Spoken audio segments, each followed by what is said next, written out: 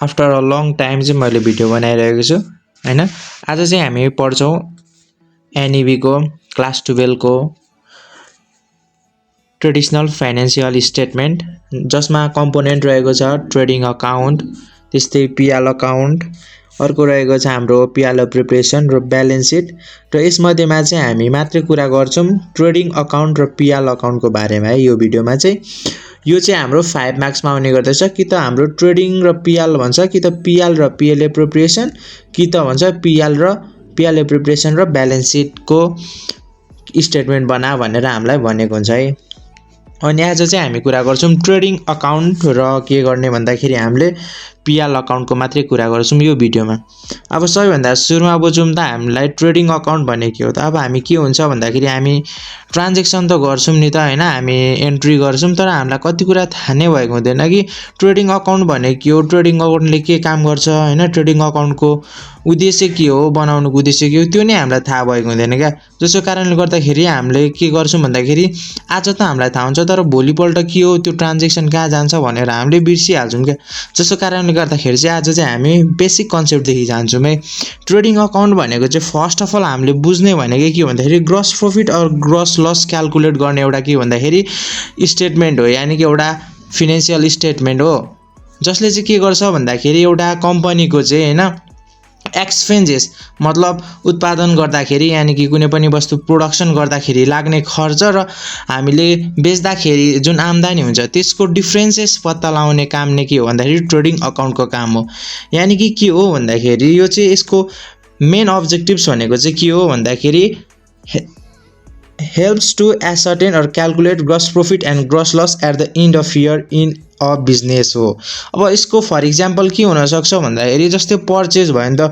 Purchase भनेको त हाम्रो के हो भन्दाखेरि किनेको हो नि त, सामान किनेको। अब एउटा कुनै पनि अर्गनाइजेसन कुनै पनि बिजनेस चाहिँ रन गर्नका लागि हामीले केही र मटेरियल्सहरू त पर्चेज गर्नुपर्ने हुन्छ नि त। त्यो खर्चलाई के भन्छ भन्दाखेरि हामीले पर्चेज भन्छौँ।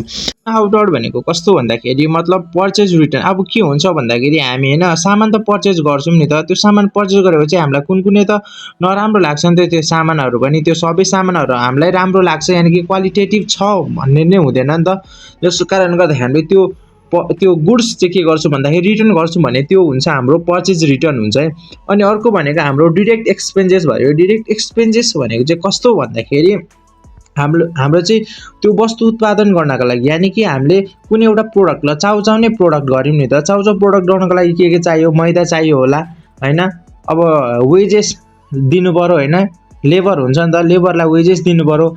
मतलब जुन चाहिँ के छ केसँग प्रोडक्सनसँग के छ भन्दाखेरि डिरेक्टली लिङ्क छ भने त्यो के हुन्छ भन्दाखेरि हाम्रो के हुन्छ भन्दाखेरि डिरेक्ट एक्सपेन्सेस।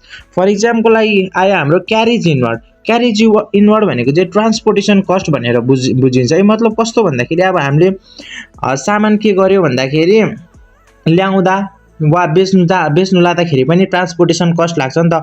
त्यो ट्रान्सपोर्टेसन कस्टलाई नै के भनिन्छ भन्दाखेरि क्यारेज इनवर्ड भनिन्छ।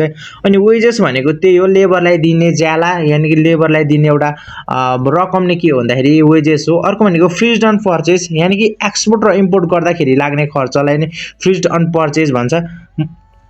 अर्को भनेको सेल्स भयो। सेल्स भनेको त्यही आम्दानी भइगयो। मतलब हामीले एउटा प्रोडक्ट के गर्यौँ भन्दाखेरि प्रोडक्सन गर्यौँ र त्यो वस्तुलाई सेल गर्यौँ भने यानि कि बेच्यौँ भने त्यो जति अमाउन्ट आउँछ त्यो नै हाम्रो सेल अमाउन्ट हुन्छ। अनि अर्को सेल्स रिटर्न। अब के हुन्छ भन्दाखेरि घरिघरि त्यो हाम्रो प्रोडक्ट पनि नराम्रो लाग्छ नि त हैन। अब हामीले के गर्छौँ भन्दाखेरि बिजनेसले त हामीले एकचोटि के गर्ने भन्दाखेरि डिलरहरूलाई बेच्ने हो नि त। एकैचोटि हामीले पसलमा गएर त बेच्ने कुरा भएन नि त, एउटा ठुलो बिजनेस भएपछि त हैन। त्यो बिजनेस गर्दाखेरि चाहिँ के हुन्छ त्यो डिलरहरूले पनि कति सामानहरू रिटर्न गर्ने हुन्छ क्या। त्यसको कारणले गर्दाखेरि त्यसलाई भनिन्छ हामीले सेल्स रिटर्न।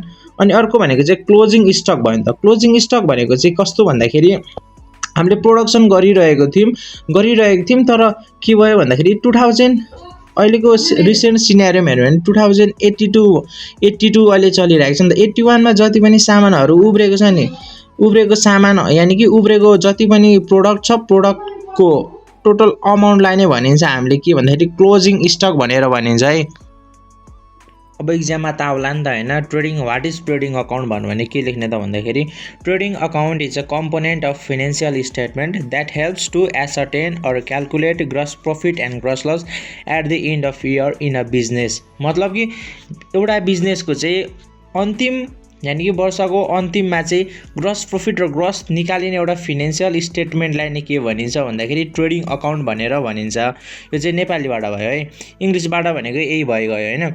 अब कसरी थाहा पाउने ग्रस लस र ग्रस प्रॉफिट भयो भनेर चाहिँ अब कसरी थाहा पाउने भन्दाखेरि अब यदि कस्ट अफ गुड्स सोल्ड भन्दा नेट सेल्स चाहिँ बढी छ भने ग्रस प्रॉफिट भयो हाम्रो। यदि नेट सेल्स चाहिँ कस्ट अफ गुड्स सोल्ड भन्दा कम छ भने के भयो ग्रस लस भयो। यानि कि कस्ट अफ गुड्स सोल्ड भनेको चाहिँ एउटा वस्तु प्रोडक्सन गर्दाखेरि लाग्ने सम्पूर्ण खर्च पर्चेजदेखि ल्याएर ओपनिङ स्टक सबै हुन्छ नि हाम्रो wages freight on purchase carriage inward सबै खर्च चाहिँ के भयो भन्दाखेरि हाम्रो कस्ट अफ गुड्स सोल्ड भयो। यो भनेको यो एक्सपेन्सेस साइड भयो। अब नेट सेल्स भनेको के हो भन्दाखेरि हामीले वस्तु के गर्यौँ भन्दाखेरि बेच्यौँ र वस्तु सबै बेचेको कुन त रिटर्न आउला। हजुर रिटर्नको अमाउन्ट त रिटर्न आएको वस्तुको अमाउन्ट त के गर्नु पर्यो घटाउनु पर्यो। त्यसलाई नै भनिन्छ नेट सेल्स। यानि कि हामीले सामान बेचेको हुन्छौँ नि त्यसको अमाउन्ट र कस्ट अफ गुड्स सोल्डको एउटा डिफ्रेन्सेस बताउने एउटा फाइनेन्शियल स्टेटमेन्ट ट्रेडिङ अकाउन्ट हो भनेर पनि भन्न सकिन्छ है। अनि अर्को आउँछ हाम्रो पिएल अकाउन्ट।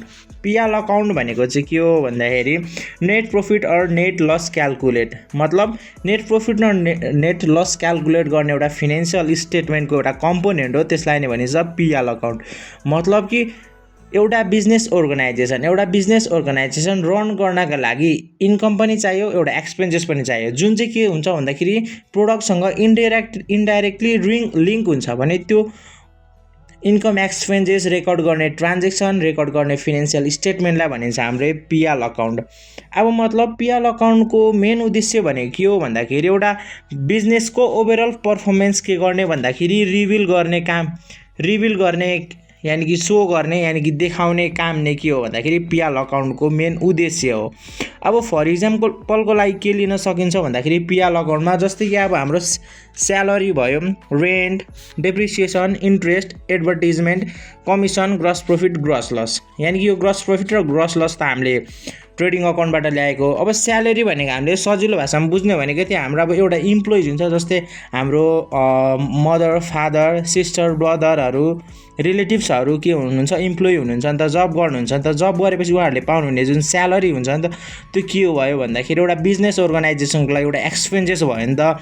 त्यो भएर के हो भन्दाखेरि एउटा स्यालेरी रेन्ट भनेको अब घरबाट भएको डिप्रिसिएसन भनेको एउटा फिक्स्ड एसेटबाट मूल्य ह्रास हुन्छ हैन मूल्य ह्रास कटी भनिन्छ हैन त्यो हुन्छ डिप्रिसिएसन भनेको त्यो भयो। इन्ट्रेस्ट भनेको अब सपोज गरौँ ब्याज भयो हैन सपोज मतलब ब्याज भयो। एडभर्टिजमेन्ट भनेको मतलब विज्ञापन गर्दाखेरि लाग्ने खर्च भयो। अब कमिसन भनेको के हो भन्दाखेरि काम गर्नुभन्दा अगाडि नै मतलब कसैलाई कमिसन गरिन्छ नि त त्यो पनि हुनसक्छ। अनि अर्को भनेको म यति काम गर्छु र मलाई यति कमिसन देऊ नत्र म गर्दिनँ भनेर सपोज त्यस्तो कुरा गरिन्छ नि त हैन त्यो के कमिसन भयो। ग्रस प्रॉफिट र ग्रस लस भनेको माथि मैले भनिसकेको छु हैन।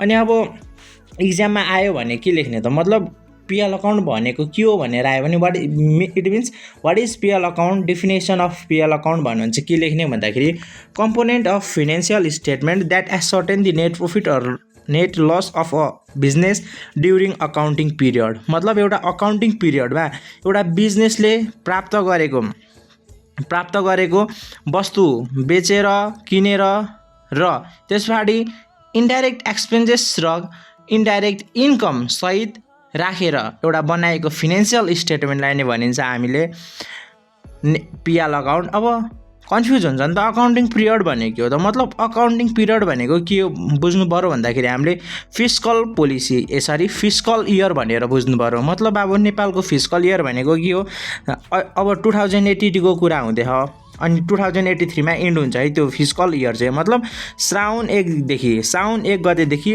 असाढको 2023 को असाढको इन्डसम्म हुने एउटा जुन पिरियड छ जुन टाइम छ 12 मन्थको त्यसलाई नै भनिन्छ हामीले अकाउन्टिङ पिरियड है। अब हामी अर्को भिडियोमा कुरा गर्छौँ हैन। अर्को भिडियोमा चाहिँ हामी पिएल प्रिपरेसन अकाउन्ट भनेको के हो र ब्यालेन्स सिट भनेको के हो भनेर भन्छौँ। त्यसको बारेमा बेसिक कन्सेप्ट हामीलाई थाहा भएपछि मात्रै हामी न्युमेरिकलतिर जान्छौँ र सबैभन्दा सुरुमा न्युमेरिकल गर्छौँ हामी ट्रेडिङ अकाउन्ट र पिएल अकाउन्टको हामी न्युमेरिकल गर्छौँ सबैभन्दा इजी तरिकाले हैन। एकदमै सजिलो रहेको छ, एकदमै हार्ड रहेको छैन, एकदमै हामी सजिलो बेसिक कन्सेप्टबाट जान्छौँ।